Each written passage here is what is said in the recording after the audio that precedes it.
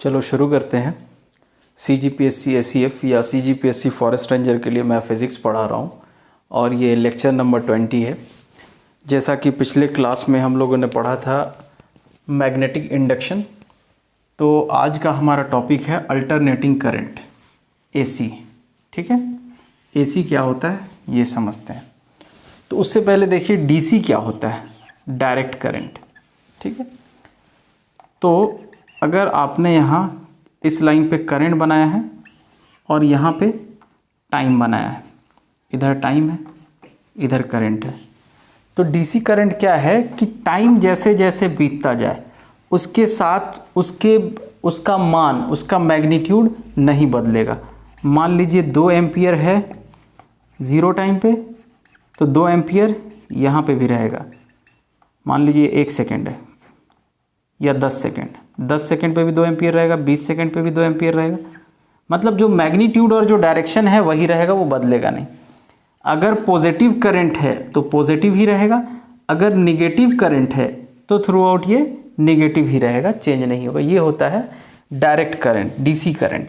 ठीक है, ये DC था। अब AC क्या है, आप लोग को DC बताया तो आप लोग AC समझ गए होंगे। फिर से वैसे ही बनाइए, इधर करंट और इधर टाइम, ये हो गया AC करंट। जैसे जैसे टाइम बीत रहा है, टाइम बीतते हुए उसका वैल्यू क्या हो रहा है, बढ़ घट रहा है ना।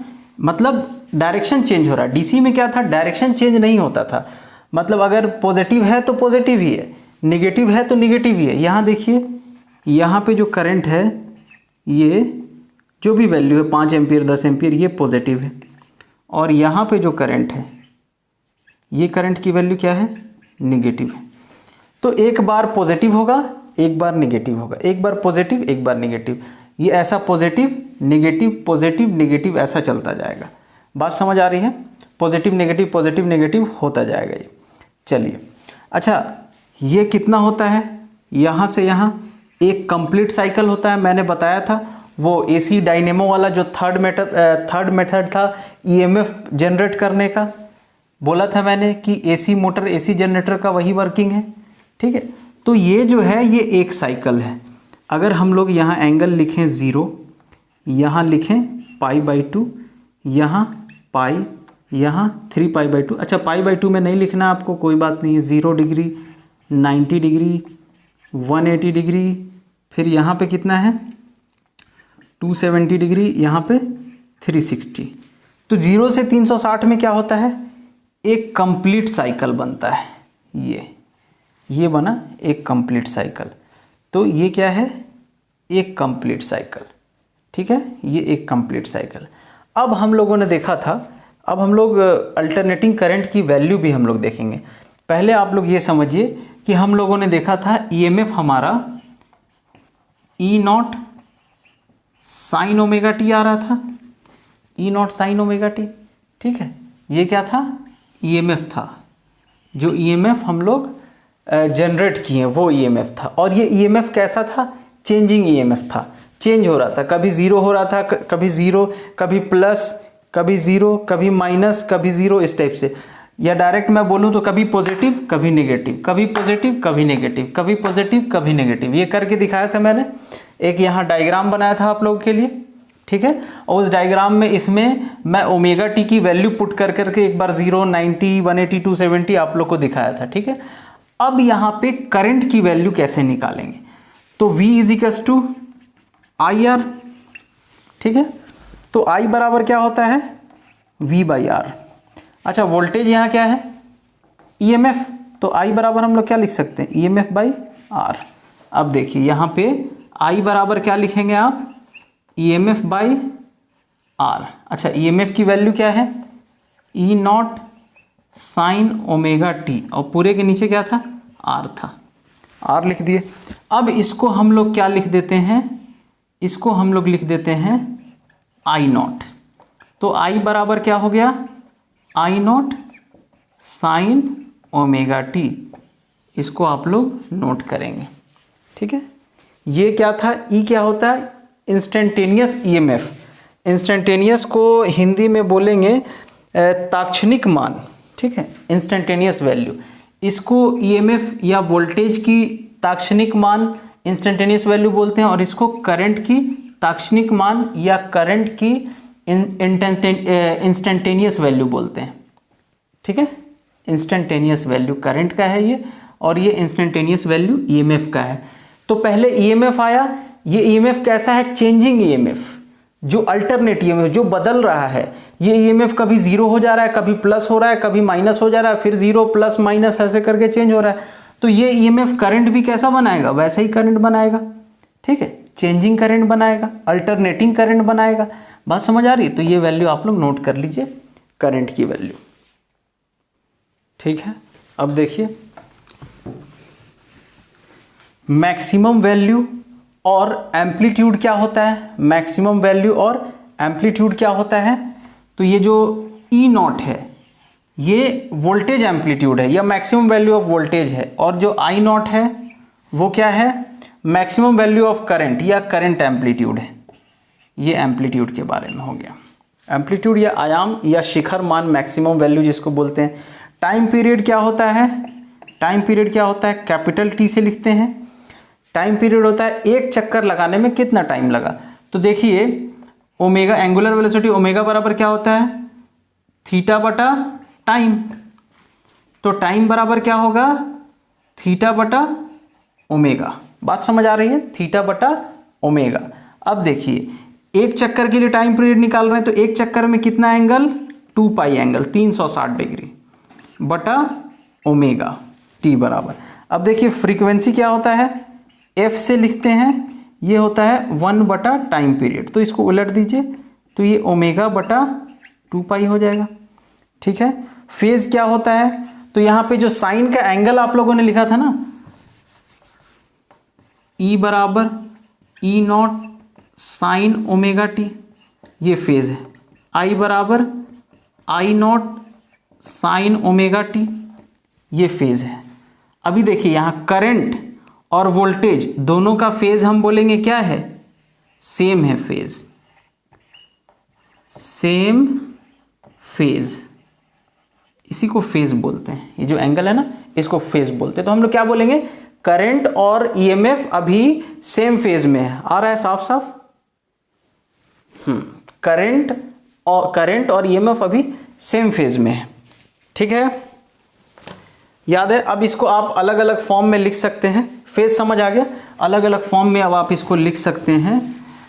ई बराबर, पहले भी लिखा था मैंने, ई बराबर साइन ओमेगा टी।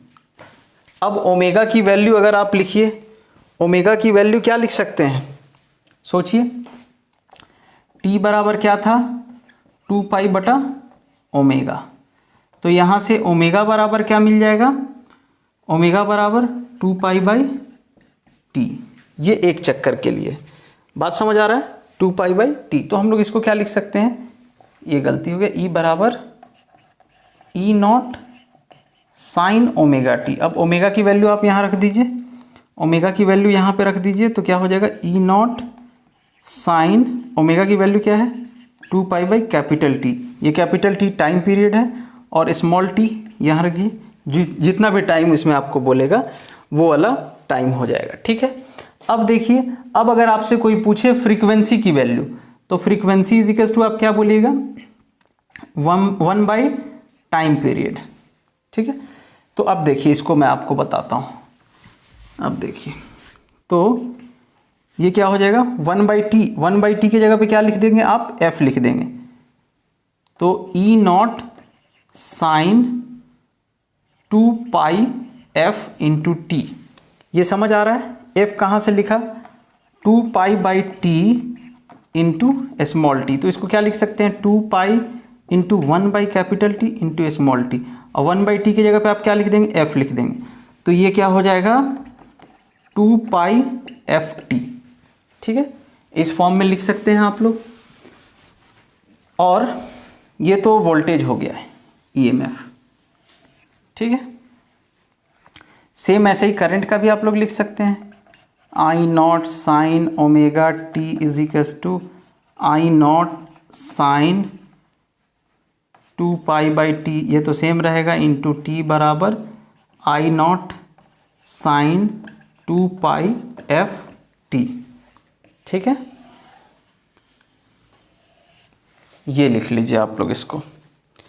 आप लोग को यहाँ पे याद रहना चाहिए कि आई नॉट क्या है, तो आई नॉट बराबर ई नॉट बटा आर लिए थे हम लोग, ई नॉट बटा आर कांस्टेंट को हम लोग आई नॉट ले लिए थे। अब आप लोग वहाँ जाके देखिए, पिछले लेक्चर में मैंने ई नॉट को क्या लिखाया था, ई नॉट यहाँ पे शायद ई नॉट बराबर एन बी ए ओमेगा, शायद इसको ई नॉट लिखा था, कन्फर्म हो लेंगे आप लोग इसको। तो ये वैल्यू आप लोग को पता होना चाहिए। ठीक है, अब देखिए अगर मैं आपसे, अच्छा एक और चीज़ आप लोग याद रखेंगे कि हमारे घर में जो करंट आता है ना, वो एसी है। हमारे घर में जो करंट आता है वो एसी है और उसकी फ्रीक्वेंसी 50 हर्ट्ज होती है, 50 हर्ट्ज फ्रीक्वेंसी। ठीक है, 50 हर्ट्ज, हर्ट्ज मतलब 50 पर सेकेंड। इसका मतलब क्या है, एक सेकेंड में 50 चक्कर वो लगा रहा है। ठीक है, एक सेकेंड में 50 चक्कर लगा रहा है, मतलब एक सेकेंड में वो 100 बार प्लस ये plus minus plus minus plus minus, ये जो ऐसे जा रहा है ना, ऐसे ऐसे एसी करंट अपना। ठीक है, तो 50 हर्ट्ज का मतलब क्या है, तो आप देखिए फ्रीक्वेंसी बराबर होता है 1/टाइम, मतलब इसकी यूनिट क्या हो गई 1/सेकेंड, मतलब पर सेकेंड। ठीक है, पर सेकेंड, तो पर सेकेंड को हम लोगों ने क्या लिखा, हर्ट्ज लिखा। ठीक है, तो फ्रीक्वेंसी क्या है 50 हर्ट्ज या 50 साइकिल पर सेकेंड। एक सेकेंड में 50 साइकिल, एक साइकिल कहाँ से कहाँ होता है, यहाँ से यहाँ तक एक साइकिल।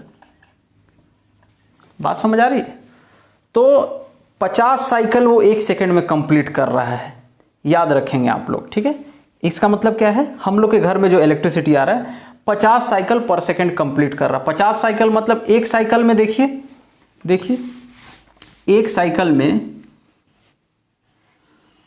ये एक साइकिल हुआ। अच्छा, इसको अगर हम लोग टाइम पीरियड में बांटा जाए तो यहाँ टाइम 0, यहाँ पे टाइम t, यहाँ पे टाइम t/2 आधा टाइम, और यहाँ पे t/4। ठीक है, वैसे यहाँ पे टाइम देख लीजिए क्या होता है। खैर ये बस बताना मकसद था, यहाँ से यहाँ एक साइकिल में t टाइम हुआ, बीच में आधा टाइम। तो देखिए आधा टाइम ये क्या रहा, पॉजिटिव रहा, और आधा टाइम क्या हुआ, निगेटिव हुआ। ठीक है, तो ऐसा ये एक चक्कर में एक कंप्लीट रिवोल्यूशन में ये क्या कितने बार हो रहा है, ऐसे 50 बार हो रहा है। ऐसे 50 चक्कर ये लगा रहा है एक सेकेंड में। एक सेकेंड में ये ऐसे ऐसे 50 बार कर रहा है, एक सेकेंड में ऐसे ऐसे 50 बार कर रहा है।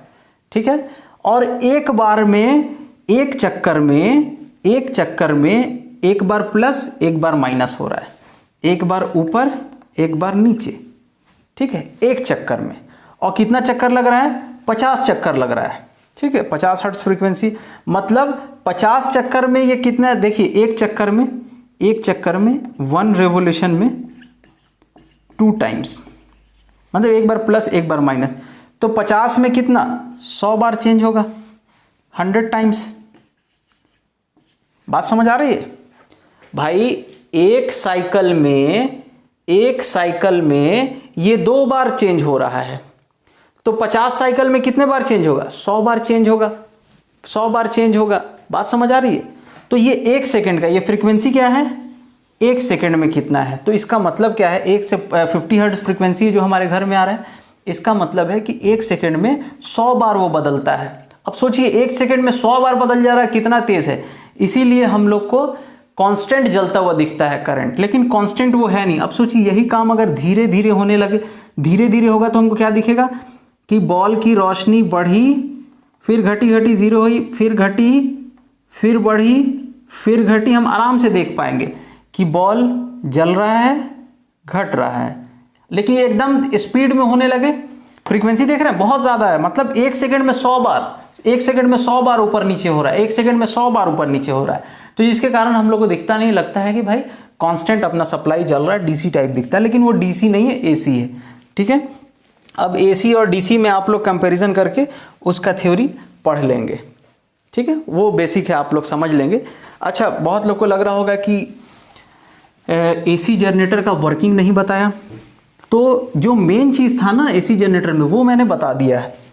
वो ईएमएफ उसका जो जनरेट कर रहा है, फिर हर एंगल पे जीरो पे कितना घुमा रहे हैं ना, हम घुमा रहे हैं, तो आप घुमा रहे हैं तो क्या हो रहा है, इलेक्ट्रिसिटी जनरेट हो रहा है। एक बार पॉजिटिव ई आ रहा था, एक बार निगेटिव ई आ रहा था, मतलब एक बार पॉजिटिव करंट, एक बार नेगेटिव करंट, यही घूमते जाता है। तो एक बार पॉजिटिव, एक बार निगेटिव, एक बार, ये हमारा एसी जनरेटर कर रहा था ना। जो थर्ड मेथड हम लोग देखे थे इंड्यूस्ड ईएमएफ का, एक बार पॉजिटिव एक बार नेगेटिव, तो करंट भी पॉजिटिव निगेटिव पॉजिटिव निगेटिव ऐसे ही चलते जाता है। तो यही क्या है, यही तो एसी करंट है।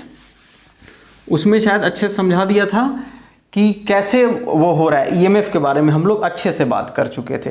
अब उसमें 10th लेवल पे आप बात करेंगे, नॉर्मल सा थ्योरी है, उसको उठा के पढ़ेंगे तो समझ आएगा। आपको फ्लेमिंग राइट हैंड रूल लगाना है, आपका कॉइल घूम रहा है तो अपने उंगली को इसको फील्ड के डायरेक्शन में इसको फोर्स करा, वो कुछ खास नहीं है ऐसा कि बहुत मैं उसमें टाइम वेस्ट करूं, इसीलिए।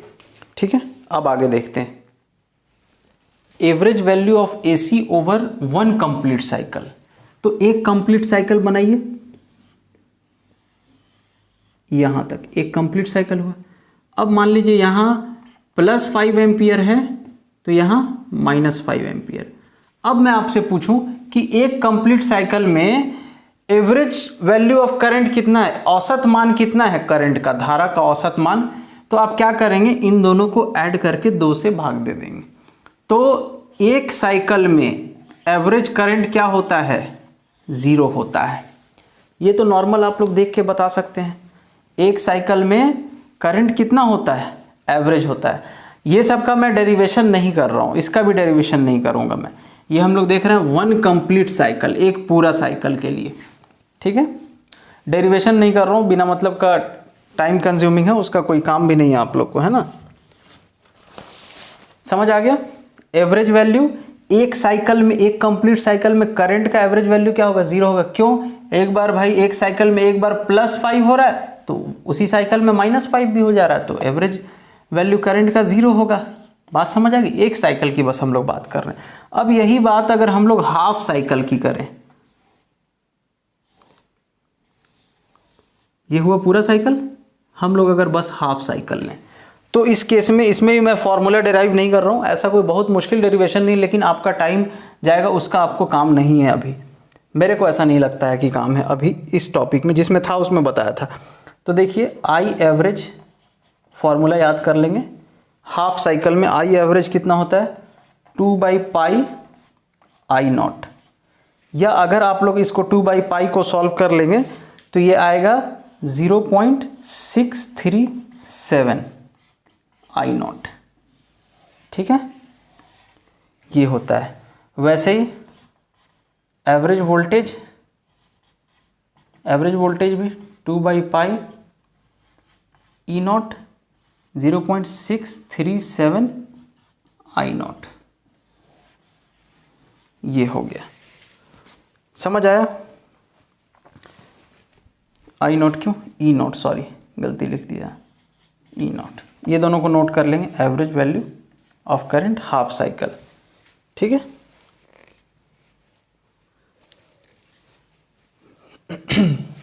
नोट कर लीजिए इसको।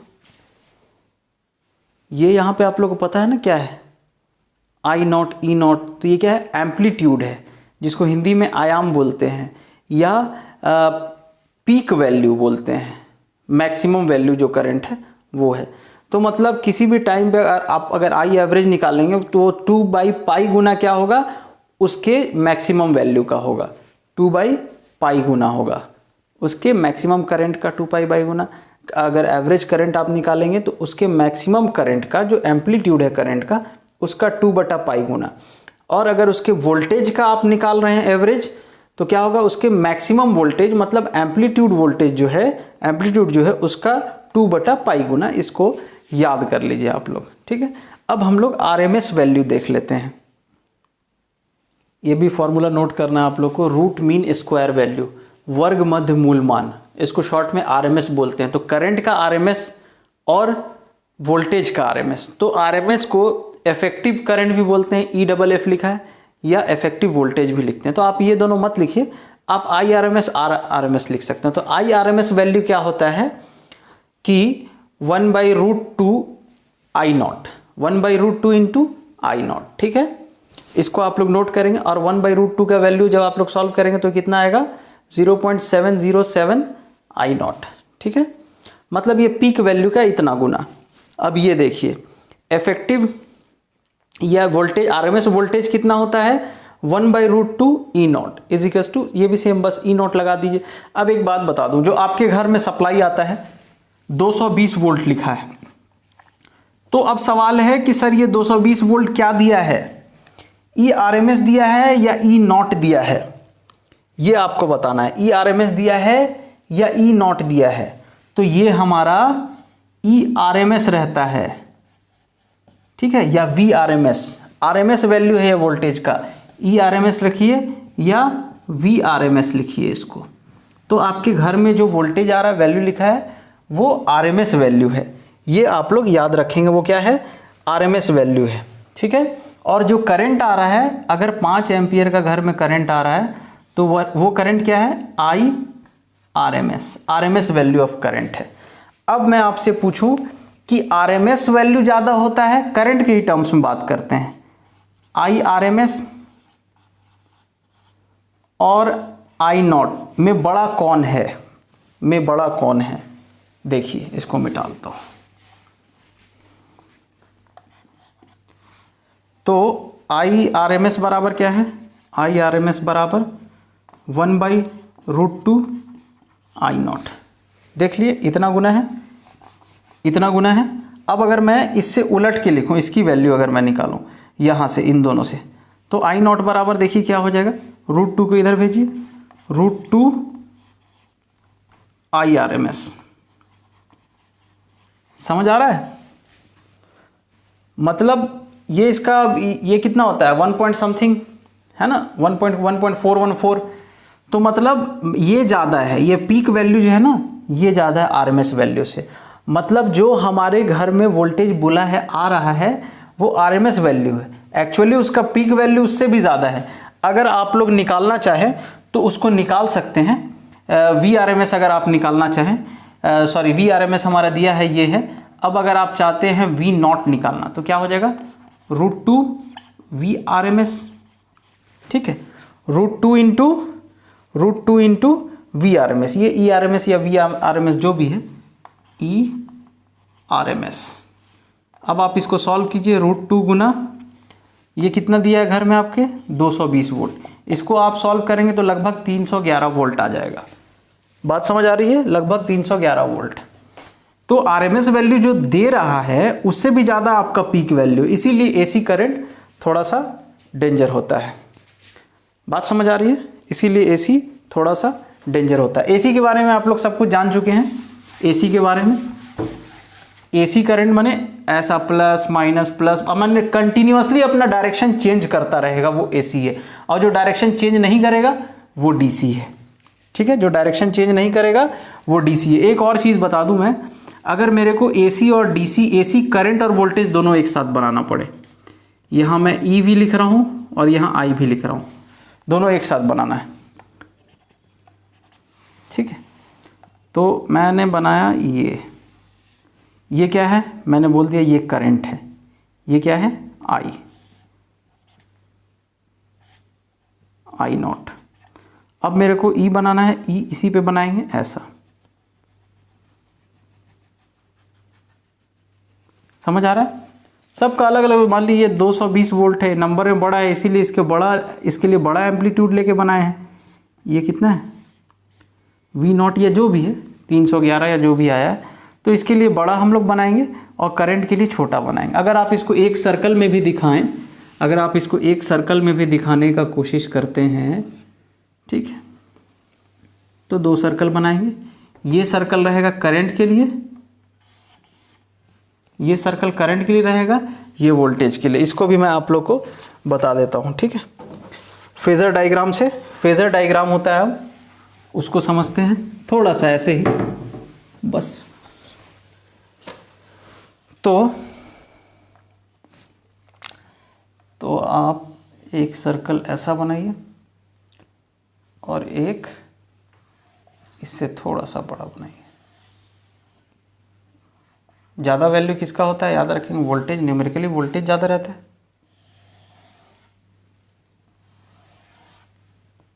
ठीक है, इसको डॉटेड बना देते हैं।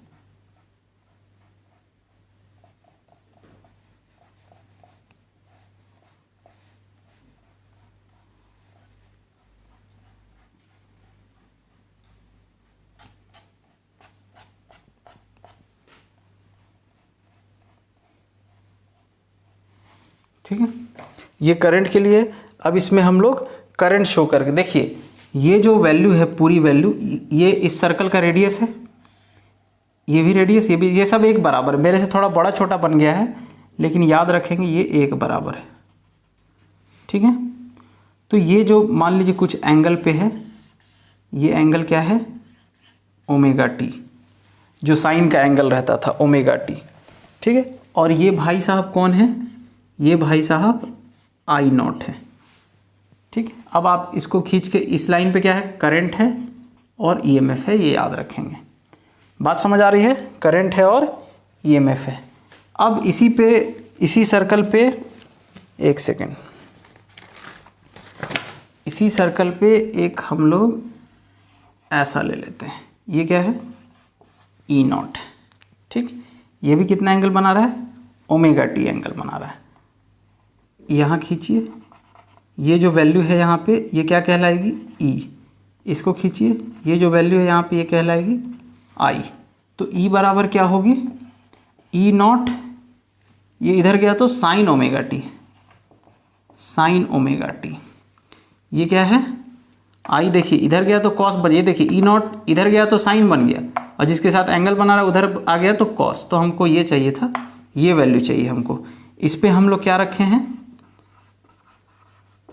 एम्पलीट्यूड। ठीक है, मतलब इस पे करंट और ईएमएफ हम लोग रखे हैं, करंट ईएमएफ हम लोग इस पे रखे हैं।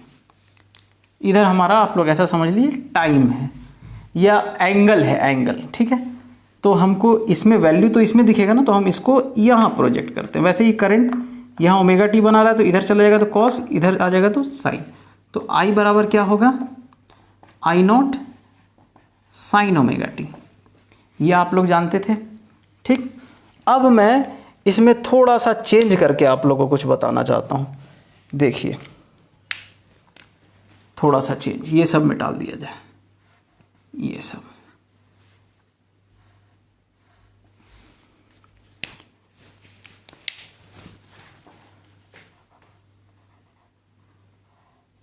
अब मान लीजिए ये तो ओमेगा टी एंगल पे ही रहेगा, ये हमेशा ओमेगा टी फेज डिफरेंस पे रहेगा। कौन, वोल्टेज, हमेशा हम लोग उसी डिफरेंस पे जनरेट किए हैं। हम लोग आपको वो एसी डायनोमो या जनरेटर वाला बताया था, थर्ड मेथड ईएमएफ जनरेट करने का, उसमें ये आया था। करंट तो हम लोग अभी अभी लाए हैं, ये हमेशा रहेगा, हर केस में ये होगा ही।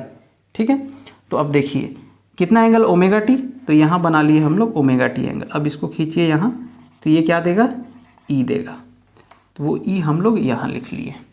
ठीक है, अब हम लोगों ने क्या किया कि अब हम लोगों ने करंट लिया। अब करंट सेम फेज में नहीं, मतलब करंट का एंगल सेम नहीं है, वो थोड़ा सा डिफरेंस है। यहाँ से कितना डिफरेंस है, वोल्टेज से फाई आगे है, वोल्टेज से, वोल्टेज का एंगल कितना था, ओमेगा टी, उससे फाई आगे कौन है, करंट। ये कौन है, ये भाई साहब हैं I not, I not current. तो ये देखिए, इसको यहाँ खींचिए, आई नॉट कॉस थीटा, उसका काम नहीं हमको, आई नॉट साइन थीटा। तो ये आई बराबर क्या हो गया, आई नॉट साइन थीटा। और यहाँ देखिए थीटा क्या है, अब एंगल इस आई नॉट के लिए ये दोनों मिला के हो रहा है, मतलब ओमेगा टी प्लस फाई। ठीक है, समझ आया, ओमेगा टी प्लस फाई। अब इसमें क्या बोलेंगे कि करेंट वोल्टेज से फाई एंगल आगे है, मतलब फाई क्या है, फेज डिफरेंस है, दोनों के फेज में डिफरेंस। इसका और इसका डिफरेंस देखिए कितना आएगा, फाई आएगा। ठीक है, फेज डिफरेंस है। बात समझ आई? अब वही अगर वोल्टेज को आगे कर देंगे और इसको पीछे कर देंगे फाई, तो वही हो जाएगा ओमेगा टी माइनस फाई हो जाएगा। यहाँ पे क्या बोल देंगे, यहाँ पे हम लोग बोल देंगे करंट आगे है वोल्टेज से, करंट लीड्स बिहाइंड वोल्टेज। ठीक है, कले या बोलेंगे current leads the voltage by phi angle, phi phase difference. Phi phase difference से करंट वोल्टेज को लीड कर रहा है, उससे ऊपर है। ठीक है, ये ओमेगा टी माइनस फाई भी हो सकता है, तो हमेशा सेम नहीं रहेगा, अलग अलग हो सकता है। बात समझ आ गई? अलग अलग हो सकता है। चलिए, ये नोट कर लिया आप लोगों ने। सॉरी, फेज एंगल है, दोनों का फेज डिफरेंस है फाई।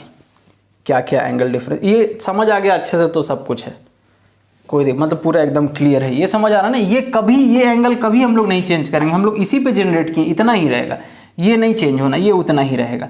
अब करंट को हम लोग देखेंगे चेंज हो रहा है कि चेंज नहीं हो रहा है। ठीक है, मिटा देता हूँ।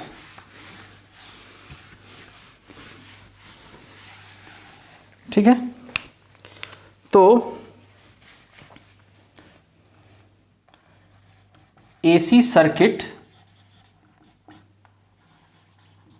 containing रेजिस्टेंस ओनली, मतलब एक एसी सर्किट के बारे में हम लोग बात करते हैं जिसमें सिर्फ क्या हो, रेजिस्टेंस हो। ये रेजिस्टेंस आर है। अब इसमें आप लोग एक एसी सप्लाई का ऐसा साइन रहता है। अब देखिए, डीसी में तो आप लोग बता देते थे ऐसे करंट जा रहा है, इसमें नहीं बता सकते हैं हम लोग। क्यों नहीं बता सकते हैं? क्योंकि करंट का डायरेक्शन चेंज हो रहा है ना, कभी इधर कभी इधर, कभी इधर कभी इधर, तो अपोज चेंज होते जा रहा है करंट का डायरेक्शन। अब यहाँ देखिए, हर केस में हम लोग लिखेंगे, ये जो आप ईएमएफ अप्लाई किए, ई बराबर क्या है, किसी इंस्टेंट पे इंस्टेंटेनियस ईएमएफ ई नॉट साइन ओमेगा टी है। ये पक्की बात है, ये तो रहेगा ही। ठीक, अब देखिए, अब क्या तो देखिए, अब इसको अगर आप लोग किरचॉफ्स लॉ सीखे थे, किरचॉफ्स लॉ लगा के सॉल्व कीजिए, या जैसे भी सॉल्व कीजिए आप लोग, इसको क्या लिख सकते हैं, E इज इक्वल्स टू, ये ईएमएफ बराबर, अगर इसमें करंट I है तो I गुना R लिख सकते हैं, या E की जगह पे लिखिए E not sine omega T I R. I की वैल्यू चाहिए, R को इधर भेजिए, तो E नॉट बटा R साइन ओमेगा टी आई। अब इसको आप लोग क्या लिखते हैं, आई नॉट, तो आई बराबर आई नॉट, या ऐसे लिख लीजिए इनको, नहीं, आई नॉट साइन ओमेगा टी बराबर आई। ये हमारा ईएमएफ था, करंट क्या हो गया, आई नॉट साइन ओमेगा टी। तो अब हम लोग क्या मिल गया, जब सर्किट में सिर्फ रेजिस्टेंस है, जब सर्किट में सिर्फ रेजिस्टेंस है तो करंट और वोल्टेज सेम फेज में है। ये देखिए, सेम फेज में है जब सिर्फ रेजिस्टेंस है, सर्किट में सिर्फ रेजिस्टेंस है। तो अब अगर इसका कोई आपको डायग्राम बनाने के लिए बोले कि आप बताइए ई वी वर्सेस ई ग्राफ बनाइए आप इसका, या फेजर डायग्राम बनाइए, तो देखिए कैसे बनेगा। मैं पहले आपको ग्राफ बना के बताता हूँ। ठीक है, ई और आई का ग्राफ। तो आप क्या करेंगे, इधर ई आई रखेंगे, ई कॉमा आई। ठीक है, ये जो आपका एंगल है ओमेगा टी वो है। ठीक, अब देखिए करंट के लिए छोटा वाला बनाएंगे, ऐसा बना लिए। अब वोल्टेज के लिए कैसा बनाएंगे, ऐसा आ रहा है। ठीक है, ये अब मैं आपको क्या बताना चाह रहा हूं कि जहां से वोल्टेज शुरू हो रहा है वहीं से करंट भी शुरू हो रहा है, दोनों का फेज सेम है। जब करंट मैक्सिमम जा रहा है तो उसी टाइम वोल्टेज भी मैक्सिमम है, जब करंट जीरो हो रहा है तो उसी टाइम वोल्टेज भी जीरो, मतलब सेम एंगल में। दोनों में जो भी है इतना दोस्ती है, सब एक साथ हो रहा है, दोनों में बहुत दोस्ती है। कब, जब खाली रेजिस्टेंस है सर्किट में, तो करंट और वोल्टेज में, ईएमएफ में बहुत दोस्ती है, दोनों हर काम एक साथ कर रहे हैं। ऐसे आप लोग इसको याद कर सकते हैं। ये वैल्यू यहाँ पे आई नॉट है और ये वैल्यू यहाँ पे ई नॉट है, ये मैक्सिमम वैल्यू है। याद रहेगा, ये मैक्सिमम वैल्यू, ये 0 एंगल, ये π/2 मतलब 90 डिग्री। ठीक है, दोनों एक ही साथ, मतलब दोनों 90 पे आ रहे हैं एक ही साथ, दोनों में फेज डिफरेंस है ही नहीं, दोनों मैक्सिमम पे, मतलब इसका मैक्सिमम I0, इसका मैक्सिमम E0। मैंने बताया है कि मैंने करंट वाले के लिए छोटा क्यों बनाया है, इसको करंट वाले के लिए बड़ा क्यों नहीं बनाया, क्योंकि आपने देखा होगा वोल्टेज अगर 220 वोल्ट लिखा है तो करंट कितना लिखा रहेगा, 5 एम्पियर, ज़्यादा से ज़्यादा 16 एम्पियर लिखा रहेगा, और गुस्साएगा 25 एम्पियर लिखेगा, इससे ज़्यादा थोड़ी लिखेगा।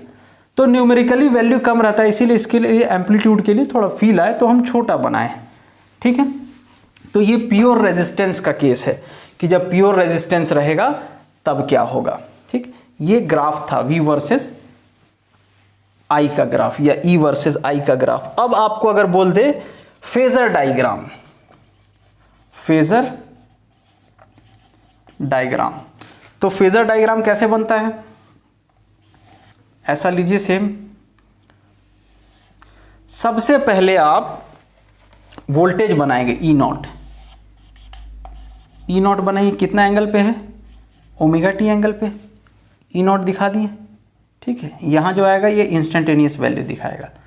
अब फिर I0 बनाना है, तो I0 इससे छोटा होगा। इसी लाइन पे क्यों बनाए, क्योंकि उसका भी एंगल, करंट का भी एंगल फेज सेम है, दोनों का फेज सेम है, इसीलिए ये बन गया। बात समझ आ रही, ये वैल्यू क्या हो गई, E बराबर E0 साइन ω/t, ये वैल्यू, ये I0 है, I बराबर I0 साइन ω/t। ठीक है, तो ये प्योर रेजिस्टेंस है। अब कैपेसिटेंस और इंडक्टेंस का मैं लिख के बता देता हूं, इसको नोट कर लीजिए। AC circuit containing only inductor, जो जिसमें खाली इंडक्टेंस हो, इंडक्टर हो जिसमें खाली, जो अभी जस्ट आपने इंडक्टेंस पढ़ा था पिछले चैप्टर में, तो उस केस में देखिए मैंने क्या बोला है, ये हर केस में सेम होगा, हर केस में सेम होगा। ठीक है, अब इसमें इसका भी डेरिवेशन है, लेकिन उसका ज़रूरत नहीं है अभी आप लोग को, तो टाइम वेस्ट होगा, इसीलिए I बराबर I0 साइन ω/t माइनस π/2। अब देखिए जब रेजिस्टेंस था तो इसका वोल्टेज का ω/t था, तो करंट का भी ω/t था। ठीक है, लेकिन अब क्या हो रहा है, करंट का क्या है, ω/t में से π/2 कम। जब आप इंडक्टर L लगा रहे हैं, जब आप इंडक्टर L लगा रहे हैं सर्किट में, तो करंट जो है वो वोल्टेज से π/2 पीछे है। क्या बोलेंगे, इस केस में current lags behind voltage by π/2। Current voltage से π/2 पीछे है, क्योंकि देखिए करंट का एंगल क्या है, वोल्टेज के एंगल, या करंट का फेज क्या है, वोल्टेज के फेज से π/2 कम है। ठीक है, इसीलिए माइनस π/2। इसको और दूसरे तरीके से बोल सकते हैं कि वोल्टेज करंट से π/2 आगे है, ये π/2 कम है, इसका मतलब ये π/2 आगे है ना। इसमें ω/t माइनस π/2 में से 2 में जब हम प्लस π/2 करेंगे तभी तो ω/t मिलेगा।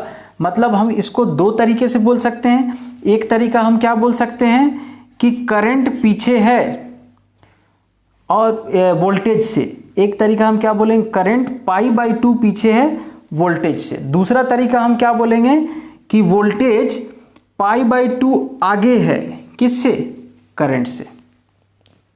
भाई π/2 ऐड करोगे तभी तो ये मिलेगा। अब ये दूसरा वाला केस, कैपेसिटर लगाया सर्किट में, बहुत ज़्यादा घुसने की ज़रूरत नहीं है, तो ये भी तो वही है, सेम है।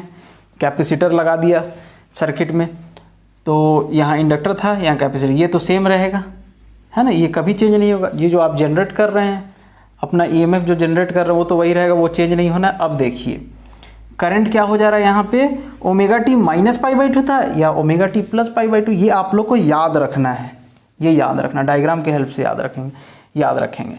तो अब देखिए यहाँ पे हम लोग क्या बोलेंगे, यहाँ पे क्या बोलेंगे, करंट वोल्टेज से π/2 आगे है, क्योंकि इसके फेज से ये π/2 ज़्यादा है, तो हम क्या बोलेंगे, current leads behind voltage by π/2। क्या बोलेंगे, करंट वोल्टेज से π/2 फेज आगे है, या वोल्टेज करंट से π/2 फेज पीछे है। ठीक है, इसको आप लोग नोट कर लेंगे। अब इसका कोई आपको फेजर डायग्राम अगर बनाने के लिए बोल दे या वी आई ग्राफ बनाने के लिए आपको बोल दे तो कैसे बनाएंगे देखिए। इस वाले केस का बनाते हैं, पहले ग्राफ बना देते हैं, उसके बाद फेजर डायग्राम बनाएंगे। ये देखिए इधर हम लोग क्या रख दिए वी आई और इधर एंगल रख दिए, ठीक है। तो अब क्या होगा, पहले इसका बनाते हैं। हर केस में पहले हम लोग वोल्टेज का ही बना लेंगे। वोल्टेज 0 पे 0, जो ईएमएफ आप बना रहे हैं वो ऐसा हुआ, ठीक है। अब देखिए, अब इसका क्या, तो ये π/2 पीछे है, मतलब कि ये 0 कब है, वोल्टेज 0 पे 0 है, तो ये जो है आपका उससे पहले करंट जो है उससे पहले ही 0 हो जाएगा। या ऐसे नहीं समझ आ रहा तो दूसरे तरीके से समझते हैं। देखिए वोल्टेज मैक्सिमम कब है, यहाँ पे वोल्टेज मैक्सिमम 90 पर, ठीक है। तो अब इसमें 90 ऐड करेंगे तो 90 पे करंट क्या हो जाएगा, 0 हो जाएगा। बात समझ आ रही, 90 पे करंट 0 हो जाएगा। तो ये यहाँ वाला वैल्यू, मतलब ऐसा अगर मैं बनाऊँ तो ये कुछ इस टाइप से बनेगा।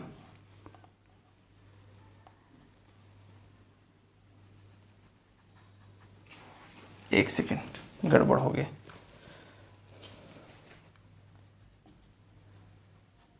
ऐसा टाइप से बनेगा कुछ।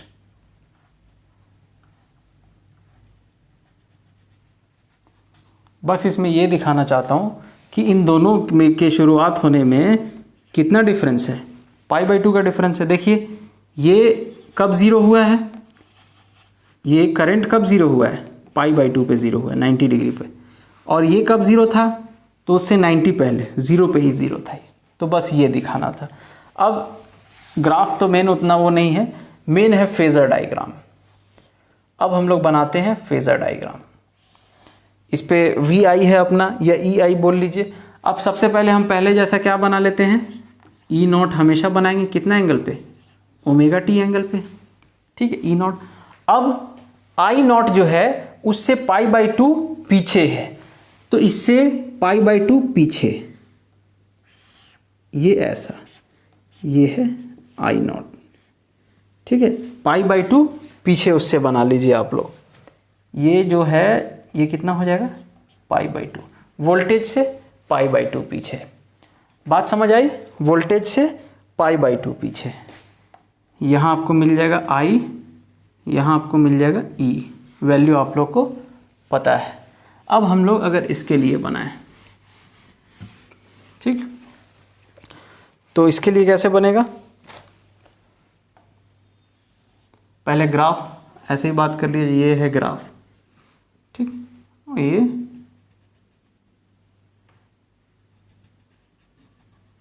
ऐसा टाइप से कुछ जाएगा, ठीक है। मतलब ये क्या दिखाना चाह रहा है, ये 0 पे 0 है, तो ये इससे पहले ही कहीं 0 हो गया है। बात समझ आ रही है। ये मैक्सिमम कब हुआ है, वोल्टेज 90 पे मैक्सिमम हुआ है, और ये मैक्सिमम कब है, 90 से पहले, 0 पे ही मैक्सिमम है करंट। खैर फिर से बोल रहा हूँ, ये उतना वो नहीं है। फेज़र डायग्राम अगर आ सकता है तो आ सकता है। फेज़र डायग्राम को आप देख लीजिए, फेज़र डायग्राम कैसे बनेगा। फेज़र डायग्राम बनाते हैं, ईजी एकदम हलवा है, कोई दिक्कत नहीं, ठीक। अब देखिए सबसे पहले हम लोग क्या बना लेते हैं, ई हमारा गिवन रहता है, ये ई नॉट है ओमेगा टी एंगल से। अब इस ई नॉट से π/2 मतलब 90 डिग्री कौन है आगे, आई नॉट। ये हो गया इसका फेज़र डायग्राम, ठीक है। बात समझ आई। अब आप इसमें वैल्यू निकाल सकते हैं। ये वैल्यू है ई की, ये वैल्यू है आई की, ये एंगल बता देंगे कितना, π/2, ठीक है। ये इतना सा कहानी है, इसमें नोट कर लीजिए। एक और चीज़ डिस्कस कर लेते हैं, ध्यान से देखिए कि जैसे आप लोगों ने लिखा था ई बराबर ई नॉट साइन ओमेगा टी, ठीक है। अब आई जब निकाले थे तो आई बराबर क्या हो गया था, ई नॉट बटा आर, ठीक है, साइन ओमेगा टी। अब ई नॉट बटा आर को आप क्या लिख दिए थे, आई नॉट साइन ओमेगा टी। तो आई नॉट का वैल्यू यहाँ क्या है, मैक्सिमम ईएमएफ बटा रेजिस्टेंस। ये किस केस में है, ये रेजिस्टेंस वाले केस में है। बात समझ आ रही है, ये किस केस में है, रेजिस्टेंस वाले केस में। अच्छा, अब इंडक्टेंस वाले केस में और कैपेसिटेंस वाले केस में देख लेते हैं। अब यहाँ क्या होगा, तो यहाँ भी E बराबर ई नॉट साइन ओमेगा टी, ठीक है। और जब आप इसका वैल्यू जब आप लोग निकालेंगे करंट का, तो ये आता है ई नॉट बटा ओमेगा एल। ओमेगा क्या है, एंगुलर वेलोसिटी, ठीक है, ये एंगुलर फ्रीक्वेंसी ओमेगा एल, और ये आ गया sign omega T minus pi by 2, कुछ इस टाइप का आ गया, ठीक है। ओके, अब यहाँ भी सेम वही E nought sine omega T, I बराबर आ गया ई नॉट बटा 1/ओमेगा C sine omega T plus pi by 2। तो मैं बस ये बताने का मेरा मकसद है मैक्सिमम करंट। तो इस केस में ये है मैक्सिमम करंट, आई बराबर ई नॉट बटा ओमेगा एल, ठीक है।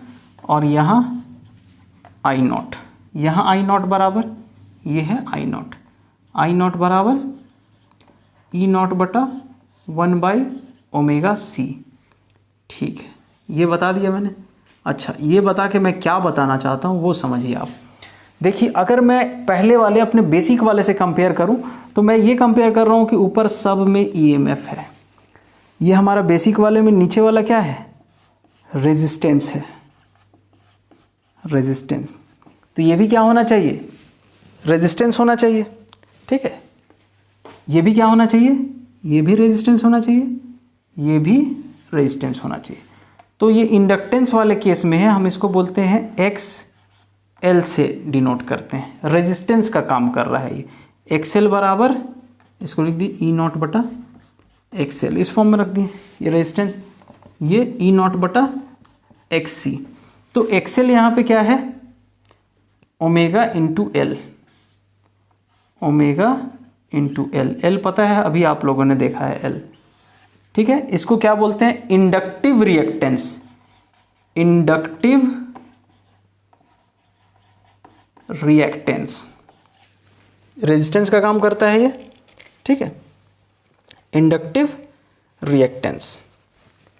अब यहाँ पे एक्सी बोलें, ये रेजिस्टेंस का काम है, एक्सी बराबर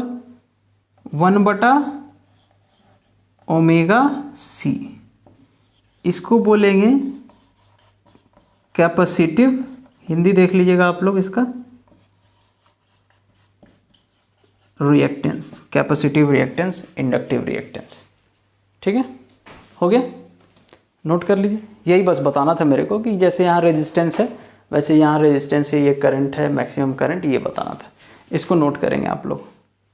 यहाँ पे आप एक और चीज़ नोटिस कर सकते हैं, ठीक है, कि ये जो इंडक्टेंस है ना, उसमें डीसी लगाएंगे तो क्या होगा, उसमें डीसी लगाएंगे तो क्या होगा। देखिए, पहले आप लोग ओमेगा की वैल्यू देखिए, ओमेगा बराबर क्या होता है, 2π/t, या बराबर 2π इंटू 1/t, और 1/t को हम लोग क्या लिखते हैं, f, तो ये क्या हो गया 2πf, ओमेगा की वैल्यू 2πf, तो इसको इजिकल्स टू लिखते हैं 2πfl। ये एक चीज़ समझा रहा हूँ मैं आपको।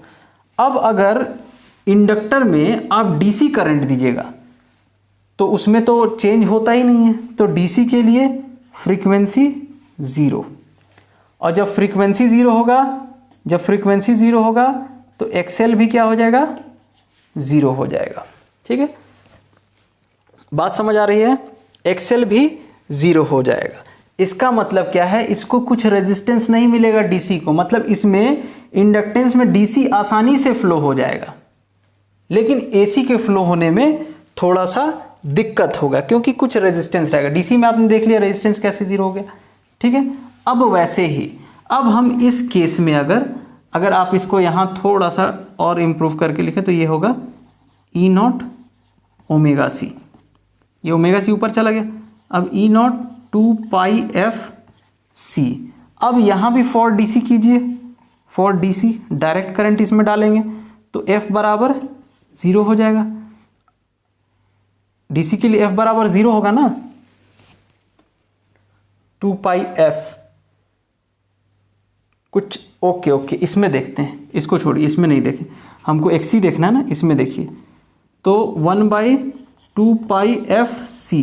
तो अब कीजिए for D C, D C में क्या होता है फ्रीक्वेंसी 0, क्योंकि डी सी कॉन्स्टेंट चलता है, ऐसा होता ही नहीं है, प्लस माइनस होता ही नहीं डी सी।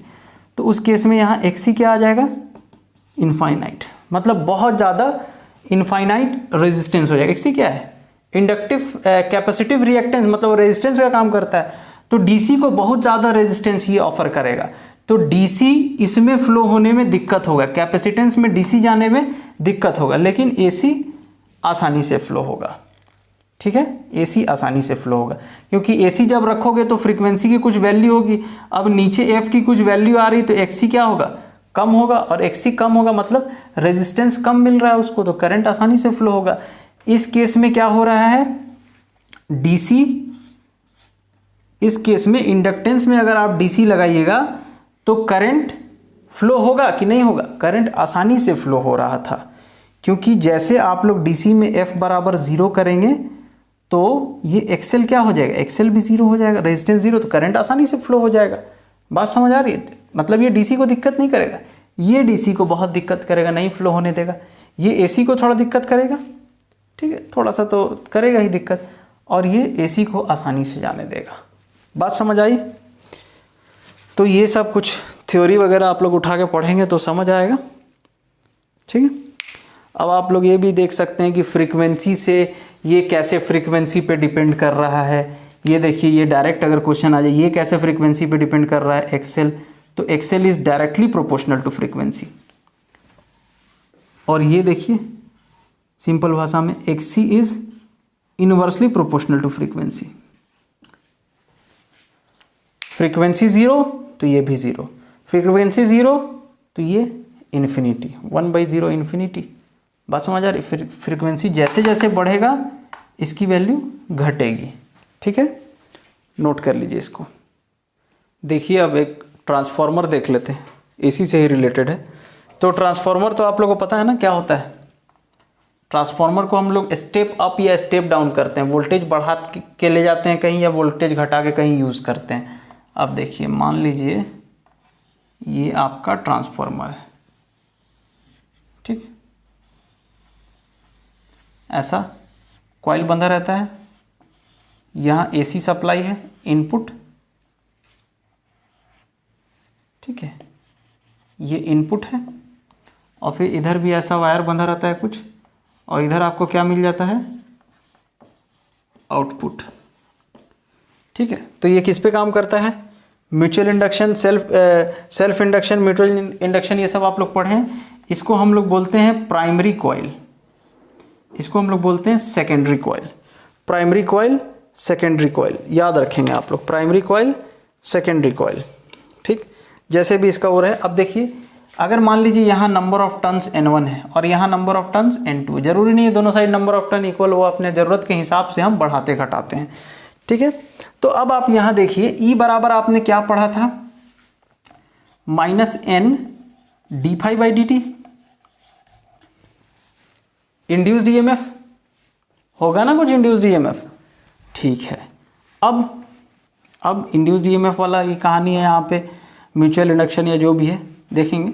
तो E1 बराबर ये और E2 बराबर -N2 d∅dt, दोनों से रिलेटेड फ्लक्स जो है वो सेम होगा। ठीक है, अब ये दोनों को अगर हम लोग डिवाइड कर दें तो क्या आ जाएगा, माइनस माइनस खत्म, ये खत्म, तो E1/E2 बराबर N1/N2।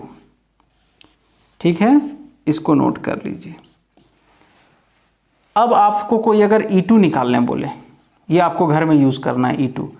तो E2 क्या होगा, N2 को इधर भेजिए, N2/N1 इंटू E1।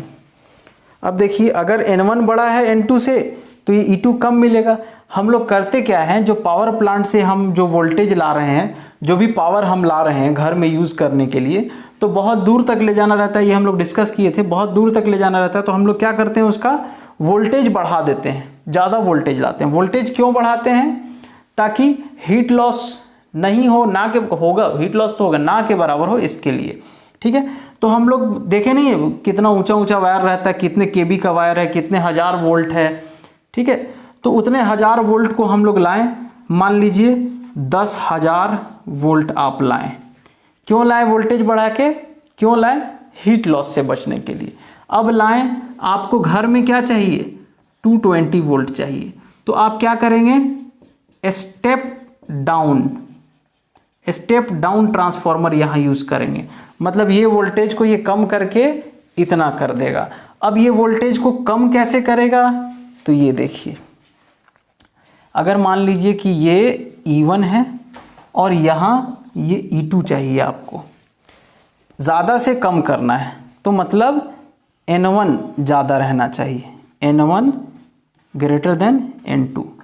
मतलब जो नंबर ऑफ टर्न इसमें है ना, फेरों की संख्या N1 में, प्राइमरी कॉइल में, वो ज़्यादा रहना चाहिए। ये दिख रहा है ना, ये ज़्यादा रहेगा, और ज़्यादा, बहुत ज़्यादा रखेंगे तभी तो ये इसको कैंसिल कराएगा। बात समझ आ रही है, सही है ना, ये नोट कर लीजिए इसको। ठीक है,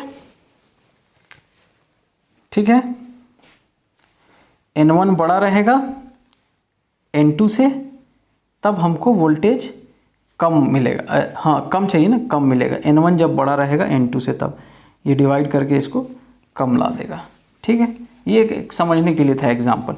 अब एक करंट के फॉर्म में भी हम लोग एक फॉर्मूला याद रखते हैं। देखिए, अगर हम लोग मान लें यहाँ पे कोई पावर लॉस नहीं हो रहा है ट्रांसफार्मर में, तो इनपुट पावर बराबर क्या होगा, आउटपुट पावर।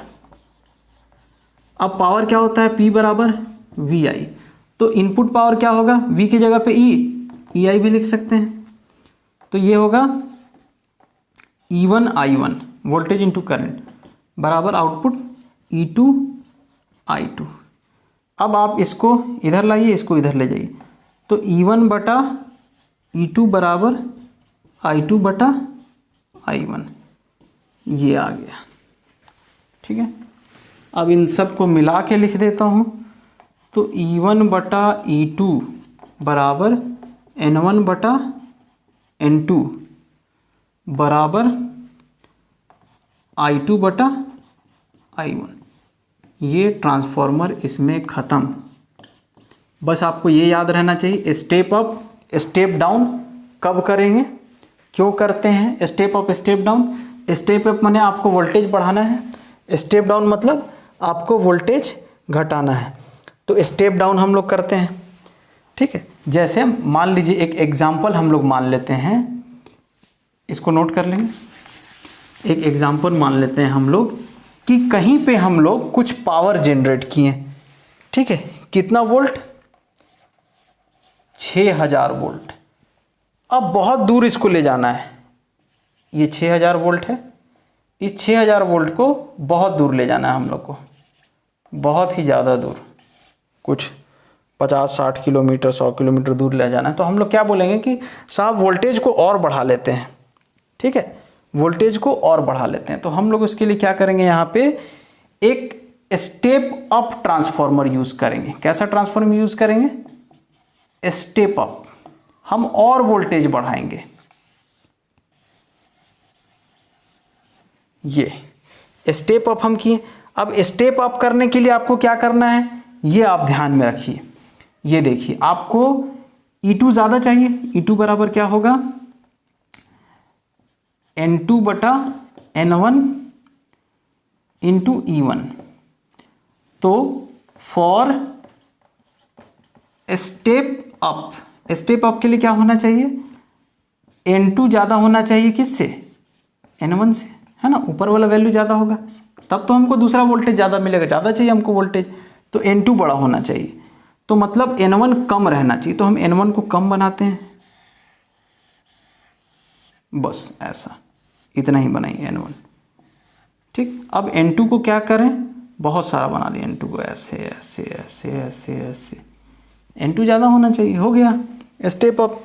अब आपको यहाँ कितना मिल गया, अब आपको यहाँ मिल गया मान लीजिए 1,32,000 वोल्ट, इतना वोल्ट करके आप ले जा रहे हैं 1,32,000।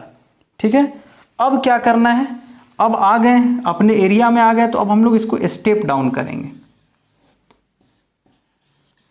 अब करते हैं स्टेप डाउन। तो स्टेप डाउन के लिए क्या रहना चाहिए, स्टेप फिर से लिखिए E2 बराबर N2 by N1 into E1। तो स्टेप डाउन के लिए मतलब वोल्टेज कम करने के लिए N1 बड़ा रहना चाहिए, तो फॉर स्टेप डाउन N1 बड़ा रहना चाहिए N2 से। तो अब हम लोग क्या करेंगे, N1 को ज़्यादा रखेंगे और N2 कम। ठीक है, तो अब हम लोग यहाँ क्या देखते हैं, इससे कम होके हम लोग को 11,000 वोल्ट मिला। ठीक है, इससे कम होके हमको क्या मिला, 11,000 वोल्ट हुआ मिला। तो क्या हम इसको यूज़ कर लेंगे, नहीं, इसको यूज़ नहीं कर पाएंगे हम लोग। तो एक और ट्रांसफार्मर लगाएंगे स्टेप डाउन, फिर वैसे ही करेंगे, ये ज़्यादा और ये कम, तो 2 बार में ये डाउन होगा। ठीक है, तो यहाँ फाइनली आपको मिल जाएगा कितना, 220। ये सब इतना नाटक इसीलिए कर रहे हैं कि ये समझा पाए, ये आप लोग को याद रह पाए कि ये आपको स्टेप अप करना है तो N1 बड़ा हो कि N2 बड़ा हो, ये सब अब बस आप लोग को याद रहना चाहिए। ठीक है, अब तो कंप्लीट है। AC जनरेटर का थ्योरी आप लोग पढ़ लेंगे, उसका जो मेन चीज़ है वो मैं पढ़ा चुका हूँ आप लोग को, वही जो EMF जनरेट करने वाला था वही उसका मेन था। ठीक है, AC अब एडवांटेज भी आप लोग पढ़ सकते हैं, AC और DC का क्या एडवांटेज है। ठीक है, डिसएडवांटेज क्या है, तो AC बहुत डेंजर है, एक बार प्लस एक बार माइनस, प्लस माइनस ज़्यादा डेंजर है। और एक और आप भी बता सकते हैं, पीक वैल्यू क्या होता है, √2 IRMS। तो मतलब अगर 220 वोल्ट आप इसको दे रहे हैं IRMS, तो पीक वैल्यू तो उसका और ज़्यादा होगा, तो इसीलिए ये डेंजरस है। ठीक है, और अगर एडवांटेज ये सब पूछे तो आप लोग इसमें बता सकते हैं एडवांटेज कि इकोनॉमिकल है DC से। ठीक है, इजी है, और इसको मेन बात यह है कि हम लोग AC करंट को इजीली स्टेप अप या स्टेप डाउन कर सकते हैं, ये एक अच्छी बात है उसमें, और ये सस्ता है, ये सब आप लोग देख लेंगे। और AC को आप रेक्टिफायर का यूज़ करके DC में बदल सकते हैं, ये भी AC का एडवांटेज है। तो ये सब कुछ एडवांटेज है इसका। और AC मशीन जो होता है वो सिंपल रहता है, उसको बहुत ज़्यादा देख रेख का ज़रूरत नहीं है। ठीक है, ठीक है, ये हो गया। और क्या है, alternating current transmitted to distance without incident. हाँ, ये तो देख लिया आप लोग कि बहुत दूर तक ले जाया जाता है AC करंट को बिना ज़्यादा लॉस के।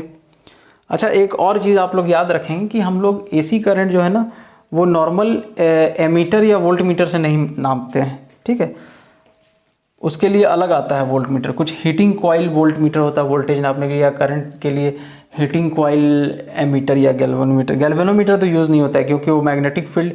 देखिए, अगर आपने AC करंट डाला है, ठीक है, यहाँ AC करंट डाला है, तो अपने आप करंट का डायरेक्शन बदल रहा है, तो यहाँ पे क्या बन जाएगा, मैग्नेटिक फील्ड बन जाएगा। तो गैल्वेनोमीटर में क्या रहता है, कॉइल रहता है।